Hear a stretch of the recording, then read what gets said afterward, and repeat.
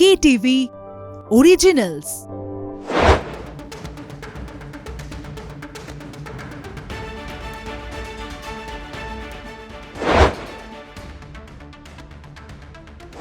Welcome to stadium bulletin. আপনাদের সঙ্গে আমি অর্পণ।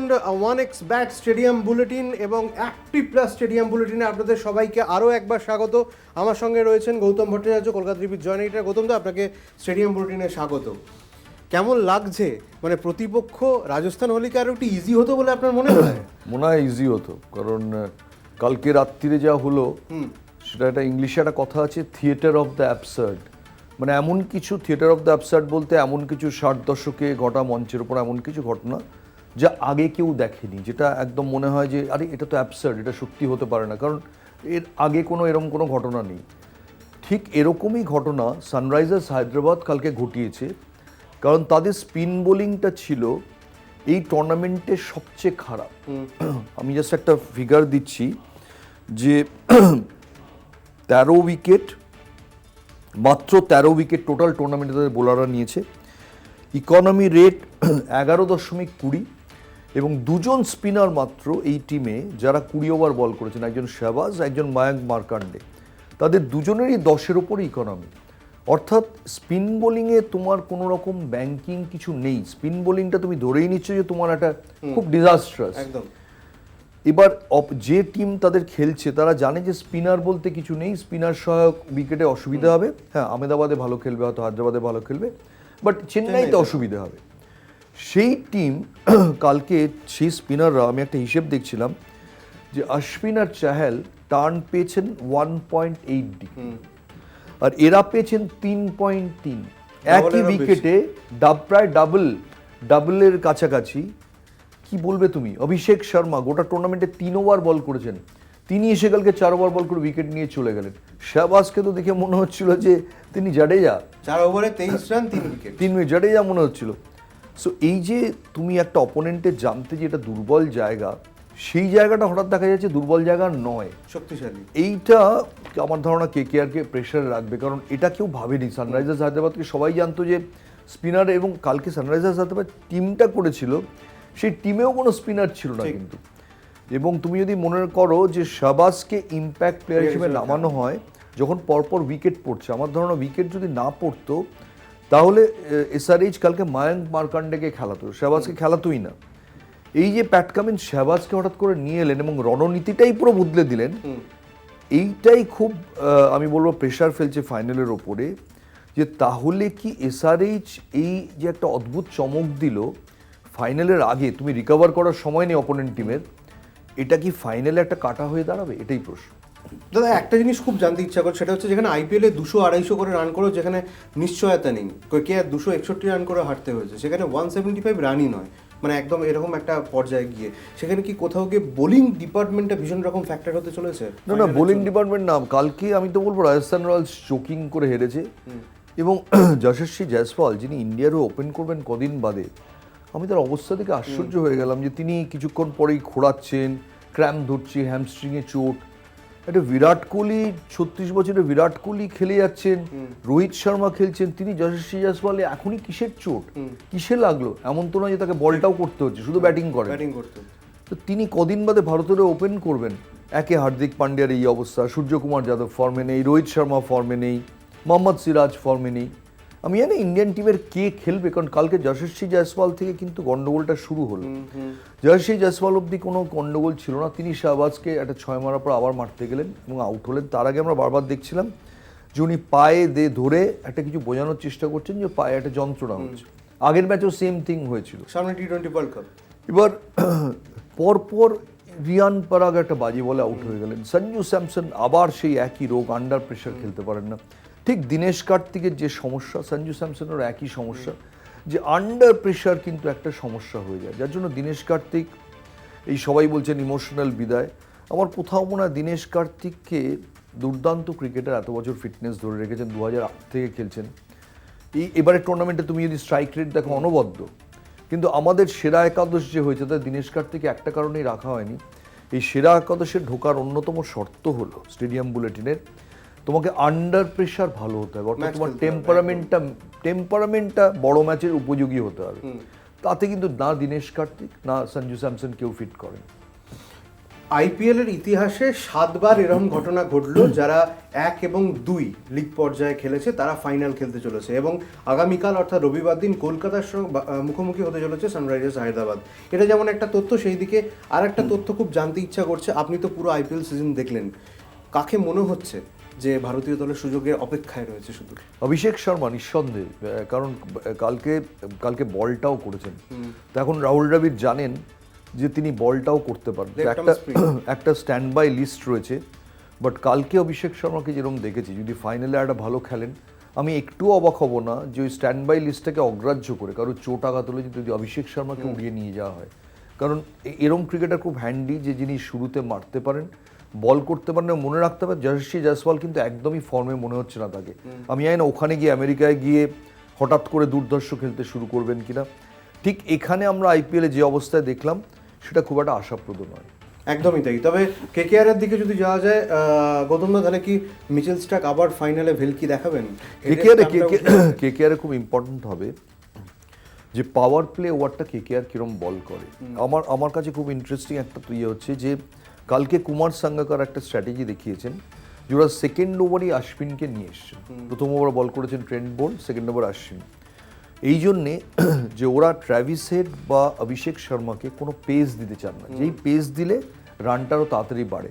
ওরা ট্র্যাভিস হেডকে পেসই দেবেন না। অতএব কী করা হচ্ছিল না, যা বলের হেরফের করা হচ্ছিল গতি, এবং কাটার ইউজ করা হচ্ছিল এবং স্পিনার ইউজ করা হচ্ছিল। আমি দেখতে আগ্রহী যে মিচেল স্টার্ক প্রথম ওভার করবেন চোখ বুজে বলা যায়, সেকেন্ড ওভারটা কী করবেন, সেকেন্ড ওভারেই নারিন আসবেন নাকি নারিন ফোর্থ ওভারে আসবেন, এইটা আমি জানতে খুব আগ্রহী। কারণ একই রকম হবে আমার ধারণা গৌতম গম্ভীরও এই ট্র্যাভিস হেড এবং অভিষেককে পেসটা দেবেন না, কারণ ওরা পেসটাই চান। সো এই রণনীতিতে মিচেল স্টার্ক যদি শুরুতে ঝটকা দিতে পারেন খুব ভালো। কিন্তু কালকে আমরা দেখলাম ট্র্যাভিস হেড যেটা করছেন, দুটো ম্যাচে 0 করার পর উনি সিঙ্গলস নিয়ে অন্য এন্ডে চলে যাচ্ছেন। তো উনি প্রথমেই চাইবেন যে মিচেল স্টার্ককে বেশি ফেস না করে সিঙ্গলস নিয়ে ওদিকে চলে যেতে। কালকে তার খেলা দেখে যা মনে হলো। অর্থাৎ বলা যেতে পারে যে ফাইনালে প্রথম পাওয়ার প্লেতে যদি নারিন বা বরুণ চক্রবর্তীকে দেখা যায় তাহলে অবাক হওয়ার মতো কিছু থাকবে একদম নেই। আর নারিনের আবার কালকে জন্মদিন, বুঝছো তো, কালকে বার্থডে বয়। নারিন 36 বছরে পড়বেন, তো বার্থডে গিফট এর চেয়ে বড় আর কি হতে পারে যদি আইপিএল ট্রফিটা পান। একদমই তাই, এর থেকে বড় গিফট আর হতেই পারে না। তবে গৌতমদার হাতে একটা সাদা কাগজ রয়েছে, সেখানে আমরা যেটা সকাল থেকে অ্যানাউন্সমেন্ট করেছিলাম যে আজ বিকেল 5টা পর্যন্ত যারা কলকাতা টিভি অর্থাৎ আইপিএল এর সেরা একাদশ যারা আমাদের সঙ্গে মিলে যাবে তাদের 40 সেকেন্ডের একটি ভিডিও বাইট আমরা স্টেডিয়াম বুলেটিনে দেখাবো। তবে সবার আগে যেটা প্রয়োজন সেটা হচ্ছে যে কলকাতা টিভির সেরা আইপিএল একাদশটা ঠিক কি, গৌতমদা যদি দর্শকদের জন্য বলেন। আমরা যে সেরা আইপিএল একাদশটা বেছেছি সেটা আবার বলছি যে তাতে প্লে অফ ম্যাচে টেম্পারামেন্টটাও গুরুত্ব পেয়েছে, এবং আরেকটা জিনিস গুরুত্ব পেয়েছে যে আপনি কতটা ম্যাচের ওপর প্রভাব বিস্তার করতে পারছেন, অতএব আপনি কতটা ধ্বংসাত্মক। আপনি হয়তো টোটাল রান হয়তো কম করেছেন, কিন্তু এমন ম্যাচে প্রভাব ফেলেছেন যে অপোনেন্ট শুধু আপনারই উইকেটটা নেওয়ার কথা ভেবেছে। তো আমাদের টিমে সেই জন্যে প্রথম নাম ট্র্যাভিস হেড নিশ্চয়ই, একদম। দ্বিতীয় নাম মাগার্ক, হ্যাঁ, আর অভিষেক শর্মাকে আমরা নিই। আমরা ঋতুরাজ গাইকোয়াড়, এই দুজন যথেষ্ট ভালো খেলেছেন এবছর। কিন্তু মাগার্ক যেরকম ক্রিকেট খেলেছেন, মানে অপোনেন্ট টিমগুলো জাস্ট তাকিয়ে থাকতো যে উনি কখন আউট হবেন। বাধ্য হয়ে তাই বিরাট কোহলি 3 নম্বর। রোহিত শর্মা টিমে নেই, রোহিত শর্মা টিমে আসার জন্য যথেষ্ট কিছু করেননি। 3 নম্বর বিরাট কোহলি, 4 নম্বর সুনীল নারায়ণ, কোনো সন্দেহ নেই 4 নম্বর সুনীল নারায়ণ, তার যা পারফরমেন্স। 5 নম্বর হেনরিক ক্লাসেন। হেনরিক ক্লাসেন থাকলে একটা সুবিধে যে তিনি উইকেট কিপিংটাও করে দিতে পারেন, এবং দুর্ধর্ষ এই টুর্নামেন্টে তার মতো ছক্কা কেউ মারেন। একদমই। 6 নম্বরে তোমার কি মনে হয় কাকে নেওয়া উচিত? রাজস্থান রয়্যালসের যদি কালকে রিয়ান পরাগ ঠিকঠাকভাবে খেলতে পারেনি, তবে তার ওভারঅল যদি পারফরমেন্স দেখে আমার মনে হয় 6 নম্বরে রিয়ান ওভারঅল এবং প্লে অফে ফার্স্ট ম্যাচেও কেকেআর এর সঙ্গে রান করেছেন, মোটামুটি দারুণ খেলেছেন। তো 6 নম্বরে আমি রিয়ান পরাগ। 7 নম্বরে একটু লেট করে আন্দ্রে রাসেল। আন্দ্রে রাসেলকে বাদ দিয়ে কোনো টিম হতে পারে না, তাই আন্দ্রে রাসেল। 8 নম্বরে আমি আবার বলছি ঋষভ পান্ত এই টিমে আসার যোগ্য, যেহেতু ক্লাসেন কিপিং করতে পারেন, তাই ঋষভ পান্তকে আমরা ধরছি না। 8 নম্বরে কে আসতে পারেন? 8, 9, 10, 11 চারটে জায়গা বাকি। 8-এ কি সানরাইজার্সের ক্যাপ্টেন প্যাট কামিন্স? অ্যাবসলিউটলি, এবং তিনি টিমটারও ক্যাপ্টেন। একদমই টিমটারও ক্যাপ্টেন। 8 প্যাট কামিন্স, অর্থাৎ কলকাতা টিভি সেরা একাদশে ক্যাপ্টেন প্যাট কামিন্স। 8-এ Pat Cummins, 9 number Jasprit Bumrah, 10 number Varun Chakravarthy, 11 number কি? ট্রেন্ট বোল্ট, তাই তো? ট্রেন্ট বোল্ট যদি 11 নম্বরে হয় তাহলে আমার মনে হয় টিমটা পুরোপুরিভাবে একদম সেট টিম বলা যেতে মানে পারে। তুমি দেখো দুজন স্পিনার, সুনীল নারায়ণ এবং বরুণ চক্রবর্তী। তোমার পেসার কে কে আছে? ট্রেন্ট বোল্ট, যাকে নিয়ে কোনো প্রশ্নই থাকা উচিত না, কালকেও 3 উইকেট নিয়ে, জসপ্রীত বুমরা, প্যাট কামিন্স, তিনটে টপ পেসার, সঙ্গে আন্দ্রে রাসেল, চারজন। সো বেসিক্যালি চারজন রয়েছে, তো টিমটা খুব ব্যালেন্স, চারজন পেসার রয়েছে, দুজন এত ভালো স্পিনার রয়েছে, এবং তার সঙ্গে যদি ইম্প্যাক্ট সাব নাও, অভিষেক শর্মাকে নিয়ে নাও, বল কুড়িয়ে দেবে। অভিষেক শর্মা। তবে গৌতম দা, আমার মনে হয় এইটা যারা দেখছেন দর্শকরা, তারা জানতে চাইছেন যে প্লেইং 11 তো হয়ে গেল, আমরা কোচ কাকে পাচ্ছি? আমার মনে হয় এটা নিয়ে কোনো তর্কই নেই যে এই টিমের কোচ কে হতে পারেন। যাকে ভারতের কোচ করা নিয়ে এত আলোচনা হচ্ছে, তিনি ছাড়া এবারের আইপিএলে যদিও তিনি মেন্টার পদে রয়েছেন, কিন্তু আমরা তাকেই কোচ বাছবো, গৌতম গম্ভীর। একদম, অর্থাৎ কলকাতা টিভির ফার্স্ট 11 আইপিএল এর সেরা একাদশে তো আপনারা জেনেই গেলেন। তবে এই সেরা একাদশের কোচিং যিনি করবেন তিনি হচ্ছেন গৌতম গম্ভীর। এটা নিয়ে কোনো ইম্প্যাক্ট সাব অভিষেক শর্মা। অর্থাৎ আবারও আপনাদের বলছি, এই যে লাইন আপটা বিকেল 5টা পর্যন্ত আমাদের কাছে জমা পড়ে গিয়েছে অলরেডি। যারা মেলাতে পেরেছেন তাদের 40 সেকেন্ডের ভিডিও বাইট ম্যাচের দিন কিন্তু আমরা পাবলিশ করব। আপনারা যদি একটু ম্যাচ প্রিভিউ, আপনাদের কি মনে হচ্ছে ম্যাচের একটা 40 সেকেন্ডের ভিডিও করে পাঠান, আমরা নিশ্চয়ই দেখাবো কালকে। গৌতমদার পাশাপাশি অন্যদিকে চেন্নাই থেকে জয় অপেক্ষা করছে। জয় একদম চেন্নাই স্টেডিয়ামে রয়েছে কলকাতা টিভির প্রতিনিধি হিসাবে। আপনি জয়কে যদি কিছু প্রশ্ন করেন, ওখানকার কি এনভায়রনমেন্ট ওভারঅল? আমি জানতে চাই যে ওখানকার পরিবেশটা কি, জয় কি মনে হচ্ছে? কারণ সিএসকে যেহেতু নেই, সেই জন্য মনে হয় উন্মাদনাটা কিছুটা কম থাকবে। কারা মাঠ ভরাচ্ছেন, কি পরিস্থিতি বলো? একেবারে গৌতমদা, চেন্নাই সুপার কিংস যদি আইপিএল ফাইনালে থাকতো তাহলে এই মানে চিত্রটা একদম অন্যরকম হতো, উন্মাদনাটা একদম চরম লেভেলে থাকতো। তবে চেন্নাই সুপার কিংস নেই ফাইনালে, মহেন্দ্র সিং ধোনিকে চেন্নাইবাসীরা দেখতে পারবেন না ফাইনালে, সেটা নিয়ে একটা হতাশা অবশ্যই রয়েছে। কিন্তু তা সত্ত্বেও আইপিএল ফাইনালের টিকিট কিন্তু সোল্ড আউট। মানে এত বড় একটা লিগ, সেই লিগের ফাইনাল যেখানে চেন্নাইয়ের এই চিদম্বরম স্টেডিয়ামে হচ্ছে, সেই অপরচুনিটি কিন্তু কেউ ছাড়তে চাইছেন না। এবং অবশ্যই যোগ্য দুটি দল এবারের আইপিএল ফাইনালে। হায়দ্রাবাদ দুর্দান্ত পারফর্ম করছে, বিশেষ করে তাদের ব্যাটাররা যেভাবে পারফর্ম করছে, বলা বাহুল্য যে তারা অবশ্যই ফাইনাল খেলার দাবিদার। এবং অবশ্যই কলকাতা নাইট রাইডার্স এবারে লিগ টেবিলেও প্রথমে ছিল, এবং যদি দেখা যায় যে ধারাবাহিক ভালো পারফরমেন্স। তাই এই দুটি দলের লড়াই, এই সেরা দুটি দলের লড়াই দেখার জন্য চেন্নাই মুখিয়ে রয়েছে। কোয়ালিফায়ার 2-তে যে চিত্রটা ধরা পড়ে, হায়দ্রাবাদের জন্য কিন্তু অনেক সাপোর্টার এখানে রয়েছে চেন্নাইয়ের চিপকে। আর অনেক মানুষ, অনেক সাপোর্টাররা কলকাতা থেকে আসছেন। সিএবি প্রেসিডেন্ট স্নেহাশিস গঙ্গোপাধ্যায় সহ বেশ কিছু সিএবি অফিসিয়ালরা থাকছেন ফাইনালে। আর একই সঙ্গে হায়দ্রাবাদের ক্রিকেট অ্যাসোসিয়েশন থেকেও কিন্তু বেশ কিছু অফিসিয়ালরা থাকছেন। আর দুটি দলেরই সমর্থক থাকছে। এটা মনে করার কিচ্ছু নেই যে যেহেতু চেন্নাইতে ম্যাচ, চেন্নাই সুপার কিংস নেই, সেক্ষেত্রে কোথাও ভাটা পড়বে। একদম প্যাকড হাউস থাকবে। আর একই সঙ্গে চিয়ারিং চলবে দুটি দলের জন্যই। চেন্নাইতে অনেক বাঙালিরা রয়েছেন, তাদের সঙ্গে আজকে সকালে কথা হচ্ছিল, তারাও কিন্তু আগামীকাল থাকছেন এই মেগা ফাইনালে। আর এই মেগা ফাইনালের দিকে প্রত্যেকের চোখ রয়েছে।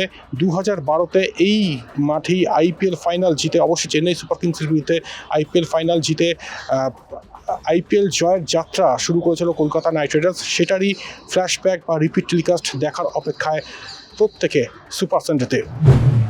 আরেকটা জিনিস জয় জানতে চাই যে কোন উইকেটে খেলা হবে, কারণ কালকের উইকেটটা সবাইকে আশ্চর্য করে দিয়েছে।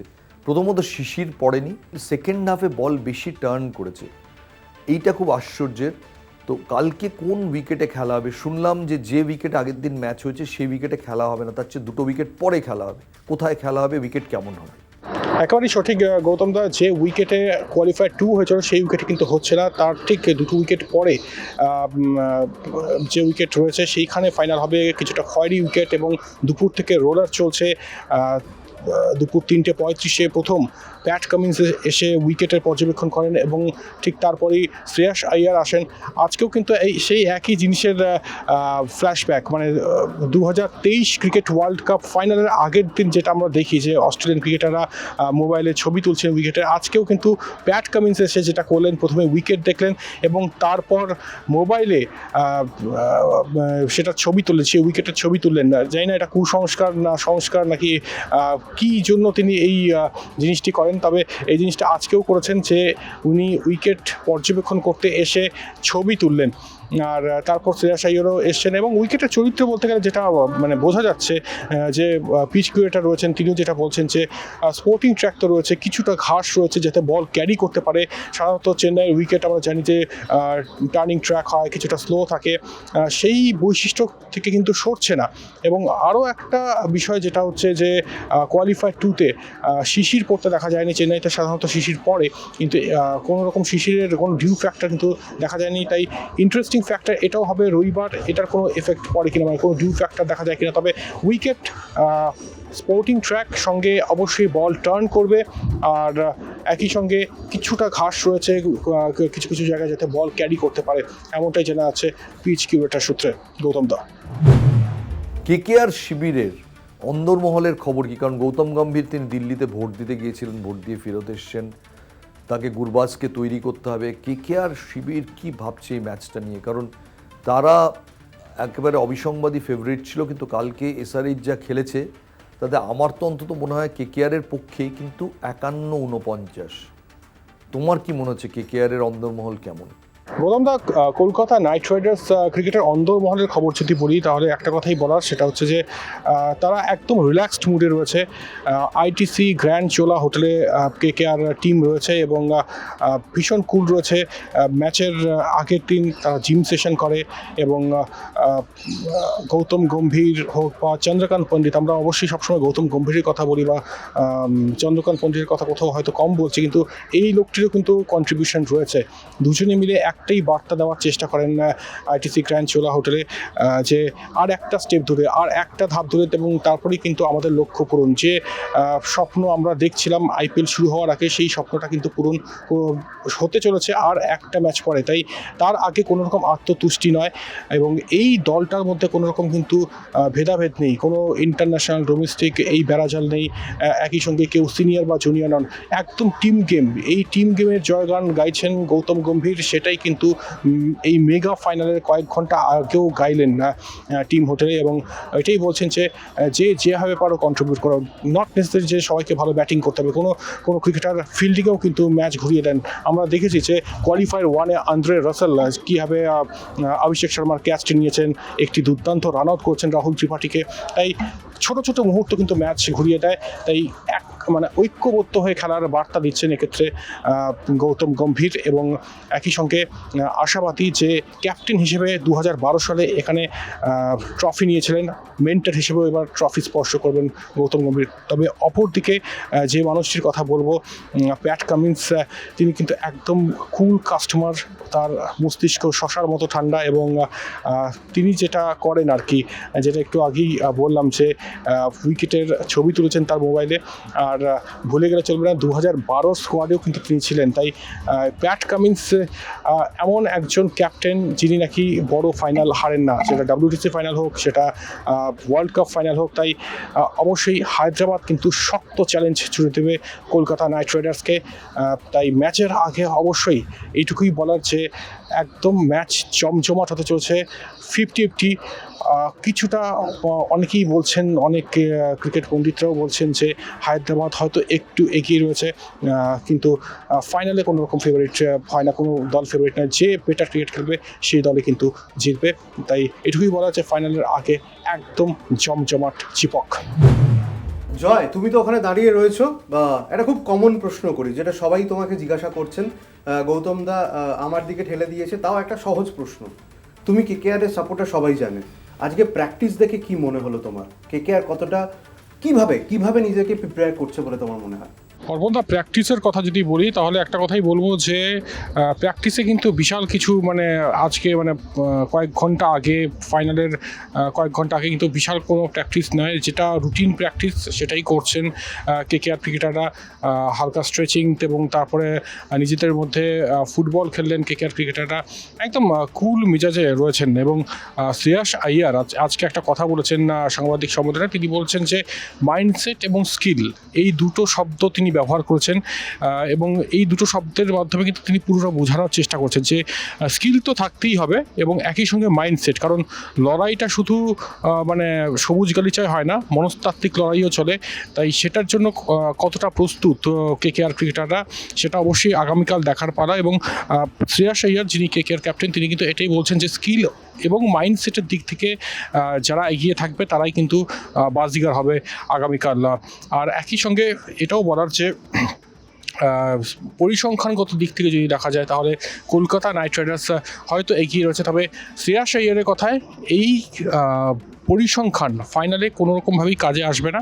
ওই একটা কথাই, স্কিল অ্যান্ড মাইন্ডসেট, এবং ডিউ ফ্যাক্টরটাও কিন্তু তিনি খুব একটা বেশি পাত্তা দিচ্ছেন না। মানে ডিউ ফ্যাক্টর হোক বা না হোক, যদি ভালো ক্রিকেট খেলে এবং যা দক্ষতা রয়েছে ক্রিকেটারদের সেই নৈপুণ্যতার সঙ্গে যদি তারা নিজেদের মেরে ধরে তাহলে অবশ্যই তাদের পক্ষেই ফল থাকবে বলে মনে করছেন শ্রেয়াস আইয়ার। আরও একটা কথা যেটা গৌতমদাও বললেন যে উইকেটের চরিত্র, এখানে আরেকটা বিষয় মেনশন করতে চাইব যে এই উইকেটটা কিন্তু রেড সয়েল উইকেট, মানে কোয়ালিফায়ার 2-তে যে উইকেটটা হয়েছে সেটা ব্ল্যাক সয়েল উইকেট এবং এটা কিন্তু রেড সয়েল উইকেট। তাই এই উইকেটের চরিত্র কি হতে চলেছে আগামীকাল সেটা কিন্তু খুব ইন্টারেস্টিং হবে। তাই শ্রেয়াস আইয়ারও তার সাংবাদিক সম্মেলনে এটাই বলেছেন যে উইকেটের নেচার কিন্তু একদম ডিফারেন্ট মনে হচ্ছে গত ম্যাচে যে উইকেটে খেলা হয়েছিল। তাই ইন্টারেস্টিং হবে যে কি হতে চলেছে আগামীকালের ম্যাচে উইকেট, তবে লাল মাটির উইকেট হতে চলেছে এতটুকু নিশ্চিত।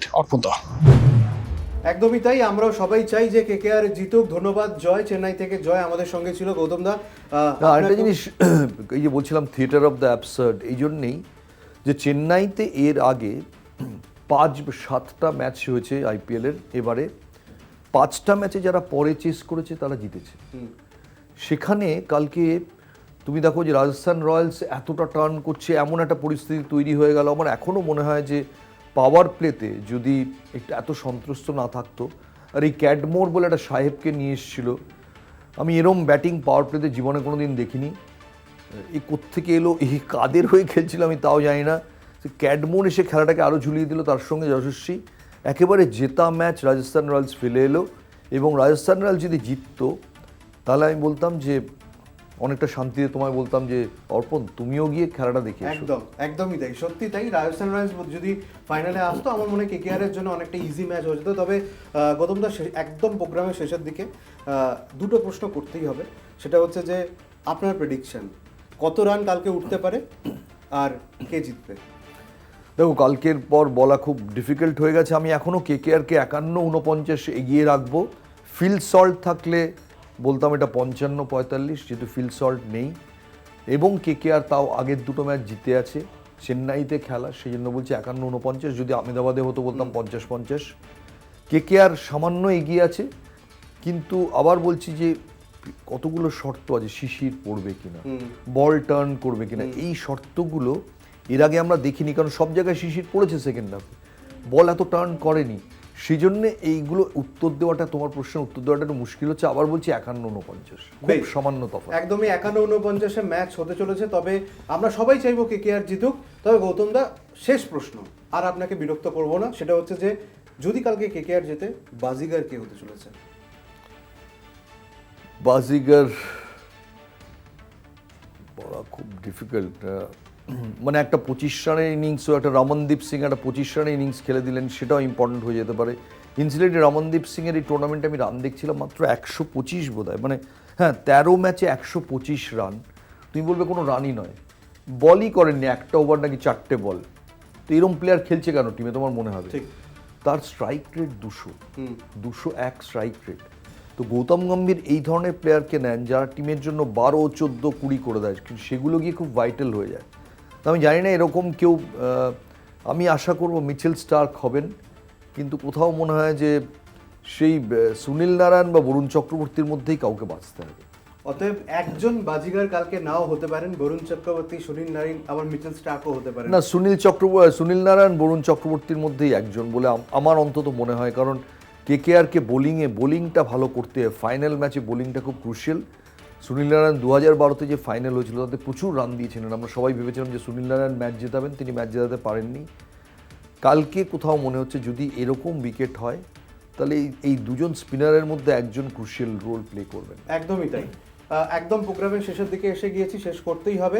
আর একটা অপশন আপনাদের জন্য দিলাম, বাজিগার যদি আপনারা মিলিয়ে দিতে পারেন কমেন্ট করে, তাহলে কিন্তু পোস্ট ম্যাচ স্টেডিয়াম বুলেটিনে তাদের নাম আমরা ঘোষণা করব। আজকের মতো চলি, আপনাদের শুভেচ্ছা রইল। কেকেআর যেন ভালো খেলে, সবাই চায় কলকাতায় একটা ট্রফি আসুক। রঞ্জি ট্রফি তো কলকাতায় আসে না, আইপিএলও বহুদিন আসছে না, যদি আইপিএল ট্রফিটা কলকাতায় আসে, সবাইকে শুভেচ্ছা। একদম, সবাই ভালো থাকুন, সুস্থ থাকুন আর এনজয় করুন, অবশ্যই কেকেআর হয়ে চিয়ার্সও করুন।